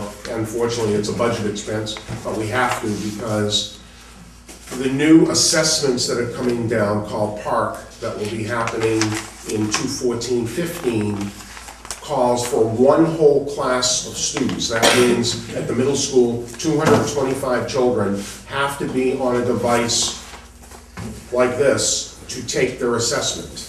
And that means, so, you know, technologically, you have to have the infrastructure. So we are building that, and if we can, I said to Derek, we will go through, there are some K through 4 texts, kids need to touch the texts. But for secondary school, if we can buy some more technology rather than books, depending if the publisher on the math books has it online, we will go in that direction with the permission of the school board. We'll have to go through that process. Any further questions? Stunning? I'd just like to make a response to that, two separate parts to it. One is I would respectfully like to disagree with you about the earlier grades. And no one who knows me knows I love books. I adore books. But I had an eye-opening experience, and I generally don't do anecdotal stories here, but I had a 4-year-old and a 6-year-old visiting me this weekend. And when they got bored, they took my smartphone, and they did more than 6 minutes with my smartphone than I learned to do in the 2 months that I've had it. The only time he handed it over to me was so I could plug my password in. Came back, and I've got more apps than I know what to do with. We are doing our kids a disservice by not doing whatever we need to do to get them there. That being said, I'm going to play devil's advocate. I missed the beginning of who requires the assessments. It is the state. They're replacing what is now the MCAS test. There is a group of 14 states in a group that are planning these new assessments called Park. And they will be requiring these assessments twice a year online. So there's my pushback. Okay, the state can give us the money to get the tools so that we can do that, because we're starting with our younger kids. So we give it there and let the state kick in some funds. Is there any kind of recourse for that kind of a pushback? I don't know what the actual term that I'm referring to, some kind of civil disobedience, but, you know, but what do you say? We just can't do it. I kind of like that. There is a law that says we're supposed to get reimbursement for transportation. We haven't seen it in 10 years. Well, that's what I'm saying. How far can we get pushed? There are a lot of, to me, it sounds like another unfunded mandate, which is a popular term that gets passed around. But at some point, we just have to say, no, we can't. Any further questions on this article? No, she's going. I'm right. Yeah, go ahead. Sorry. I would double this amount of money if it got the proper technology into the hands of the kids. That's how I feel about it. Do we hear a second? No, you'll hear more than a second. I think you could get enough people to march up to the State House. I don't know how well that would go over, and I really am not familiar with the Boston legal system or jails, but it doesn't sound like the results would be very good. I agree that this unfunded mandates, I hear it all the time. You push it down, you have to be able to fund it. That's not fair. Jamming the switchboard is far more effective than jamming the email, by the way. That's a fact of life. I'd like to move on to the transportation revolving, number 19. We're gonna vote on any of these things? Don't count. I want to read on that. All right, Article 19 refers to some money from the transportation revolving fund to purchase, release new and/or used vehicles for school transportation department. Mr. Vice Chair, as you're aware from attending last night's meeting of the Action Committee, I have proposed to the Wareham School Board a 3-tier transportation system, which would allow us to live within the money that the town administrator has funded, $1,400,000 and change and $50. And therefore we would not need to tap into the revolving account to pay for the deficit that every year we've had. And that money then would become available. But we can't just wait and say, all right, at the end of the year we have $200,000, let's go out and buy vehicles. We have to go through town meeting for capital And so we're asking for permission to encumber that money towards that fact, to buy either used or new vehicles for the transportation department. Questions? No questions? I don't understand it, but that's okay. Well, then, That's why you ask questions. that's why I ask questions, Mr. Sweat. I would point out that unlike the Upper Cape, we actually have a business called the Transportation Revolver, which generates a surplus, and we use that to actually offset the costs of running the transportation department. What we're asking for is the ability to take the money that is the surplus generated by this revolver, which is both entrepreneurial as well as non-entrepreneurial. Non-entrepreneurial meaning we're providing field service, field trip, and athletic trips, but we're also doing things outside of the district, which is difficult because there's legal constraints as to what we can do. But overall, it generates a little over $200,000. We'd like to be able to take a significant portion of that, which, if we go to the 3-tier system, virtually all of the revolver will be available to purchase new or used vehicles. So that really is what it's come down to. The 1.45 operating budget, which is what the town administrator is proposing, would be used to run the business. And the surplus generated by the revolver would be used to replace the vehicles that are being used in the business. But that's the business. I mean, you gotta. That is the business. But we need town meeting The town approval meeting requires to be able to us spend to that come money to them for on an annual vehicles. basis to do precisely what we're describing. Normally, you could expect that there might be a capital budget, as you saw with Upper Cape. They actually have a capital budget process. We don't have a capital budget process because there is no money allocated to the schools for capital, okay, with the exception of the generosity of the town administrator with respect to the textbooks, but that's borrowing, not so much capital appropriation, but borrowing. By the way, I have to point out that the cost per pupil for the transportation department is a little under $550 per pupil, and that includes half of the business being special education, which means we're traipsing all over the south part of the state, whereas it's over $1,300 per student for Upper Cape to provide the same service. Just FYI. Can I ask a question about that? Yes. Okay, help me out. I understand that the money is used to buy buses, but isn't the chief procurement officer of this town sitting next to you, not the superintendent or the school committee? That is correct. However, the transportation revolving account is managed by the school department, and therefore, that's why we have come, just like we did a year ago at, I believe it was last April's town meeting, or October before that, we encumbered $60,000 to purchase vehicles. Right, I remember that. It's a separate process. We generate the cash, we ask for approval to be allowed to spend it, and then we go through a procurement process afterwards. And so the what bid that we do, Derek has to see and approve and so forth. Okay, I just want to be clear. I know a bunch of people went through the procurement training course here. I was there. Mrs. Donahue? Where is the maintenance for the fleet in the budget? It's in the transportation, in that It's million part of that 400. $1,400,000. Yes, it is. That includes, Yes, ma'am. Actually, it's in the $1,600,000 that the school committee requested, which the town administrator is saying can only be $1,400,000. so we cut out the repairs. Exactly. Well, But not quite. right.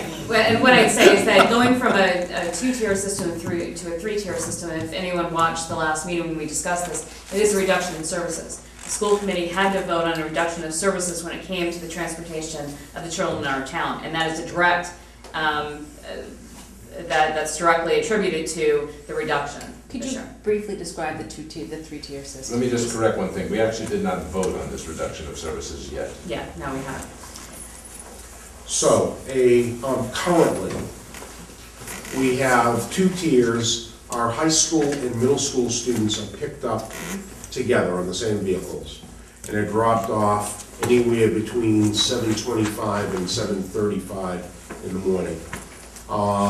The buses then, some of them, have a layover of 15, 20 minutes before they begin to pick up their elementary runs, and then drop off approximately between 8:15 and 8:25 at the elementary schools. With a three-tier system, the high school would be picked up by itself with a drop-off at approximately 7:10 in the morning. So the drop-off would be 10 to 15 minutes earlier. And the beginning of the day, first period class, would be at approximately 7:30 rather than at 7:40, so about 10 minutes earlier, and would end 10 minutes earlier. Middle school would be just about where it is now. It would be a 5-minute later drop-off. So instead of a 7:35 drop-off at the middle school, it would be 7:40. And elementary would remain the same. This solves a problem for us because anyone that followed the 5th grade transition, the discussion of moving the 5th grade to the middle school, heard that parents, that was the one thing they were upset about, was having 5th graders on buses with 12th graders. So now with the three-tier system, the middle school is transported by themselves. We've taken care of that problem. The reduction in service comes, in order to save money, we have to have fewer vehicles on the road. So instead of 22 vehicles on the road, we now can run this with 16 vehicles. And we save, I'm gonna say about $30,000 per vehicle that we take off the road, somewhere. Combination of driver and other things, yes. So, for 16 vehicles at the middle school, there are 880 children. Well, we figure about 50 children per vehicle for middle school age, particularly some of the larger children in 8th grade, 7th grade. In elementary, you can get 70 kids on a bus. A middle school or high school, you can only get 50, 55 on the bus, because they're larger. And so, to save, by having children that live within a mile, there are, between the middle school and high school, a total of, I think it's 120. There are 80 at the middle school and 20 at the, or 40 at the high school. But the middle school, there are 80 that live within mile. They will have to walk so that we only have 16 buses on the road instead of 18 to make the savings that we need so that we can use the revolver to buy vehicles, which has been the age-old problem in this town since I moved here about what are we going to do to buy vehicles. There is no money, we found the way to do it. That's 16 versus 22, right? That is correct. You accidentally said 18, so that's a drop, that drop of 6. Okay.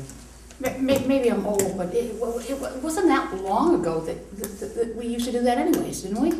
That is correct. It was only about 6 years ago that a vote was taken to have everybody driven. Yeah, so it's not a big deal. Unless you're one of the parents that are losing the transportation. We'll let you know how big a deal it is, if it happens. Mrs. Donahue?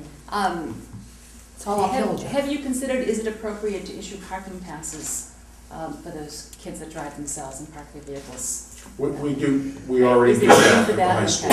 And is there a fee? There are. We're having trouble in the elementary doing that. Those Camaros, you know. Just to be clear though, no elementary child is being asked to walk under this proposal. It's only 5th through. Like any of the fees that we have, the parking fee, and I'm not even sure that we have one to be honest, but I believe we do, and it's low. I mean, we don't tack on it. At some more affluent districts, they can afford to charge $250 to have their BMW parked. That's not the case here. One of the problems I always had was the fact that we were obligated, or we were providing bus transportation for all of these students, and yet when I drive by, I see the lines and lines and lines of private vehicles and kids that are being privately transported, so. You're absolutely correct. And the issue is, nobody says, I'm never gonna use your bus, so we have a seat for them. What we're doing is we're taking any excess capacity and we're squeezing it.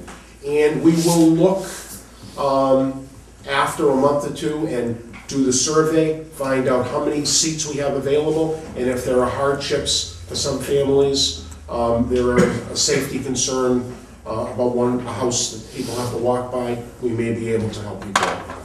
If the school committee actually votes to do this, there'll be a good weather period where we'll be able to tell the degree to which the utilization is full for these buses.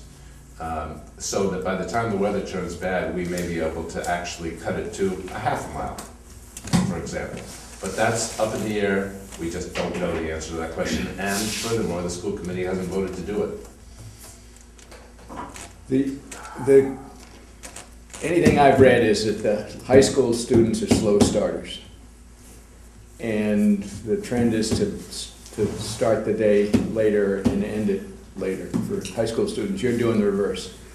You don't have to defend that or anything, I'm just making a comment. I think, as in any research that is done, there's always research on the opposite side. And we have high school students who come home earlier. Maybe they provide the child care for the younger children that come home.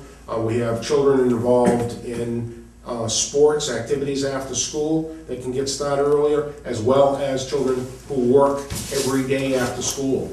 And, you know, they get to work a little bit earlier. So there's both sides of the equation. But I have read what you've read. No, go ahead if you No, like. I just was curious whether you had had any conversations I've spoken with somebody at South Coast Health Services who were talking about the health benefits, trying to make us a healthier community overall, but talking about the health benefits of walking to school. I had an email about that, and I don't know if anyone's going to Run away. No, the one thing that I would say, like, 'cause we talked about that at the school committee level, is that the problem that we have are the roads that the children will actually be walking on. Yeah. That, you know, in some communities they have I think that was sidewalks. one of the issues that this group was going to discuss. Now, whether it's a group that's formed, that's just been talking about it, it's probably being spearheaded by our former chair that wanted to have everybody walk. But I know those thoughts were out there. It's a positive method. I mean, I'm just trying to put a good, positive spin on this. I'd love to talk to anybody there, to any positive input that can be put into this process of us keeping Because I services. believe they may have Right. had research into other communities that have been trying to do this, so I'll put you together. Hopefully they'll have some money and they can build some sidewalks. Mr. McDonald? So on this article, which we won't be voting on this article because it's not valid unless you vote to do the tier system. Not true. This article does not reference the operating budget. This just This is the allows revolving. us to encumber the sum of money. Right, for the purchase Buy of buses, buses, we no need matter, buses no regardless. matter what their Yeah, but price here, is. here. It was an interesting but academic discussion. It has nothing whatsoever to do with the article. Okay. The articles for the purchase of buses. All right. Any other questions? Chair will entertain a motion. I move favorable action on Article 19. Is there a second? Second? Any further discussion? All those in favor? Aye. Opposed? 500. I'd also like to take a step back to Article 19 Article 14 on the textbooks and technology. Chair will entertain a motion for favorable action. That's her job. I move favorable action on Article 14. Have a second? Second? Second, Mr. Approved. Any further discussion? All those in favor? Aye. Opposed? 500.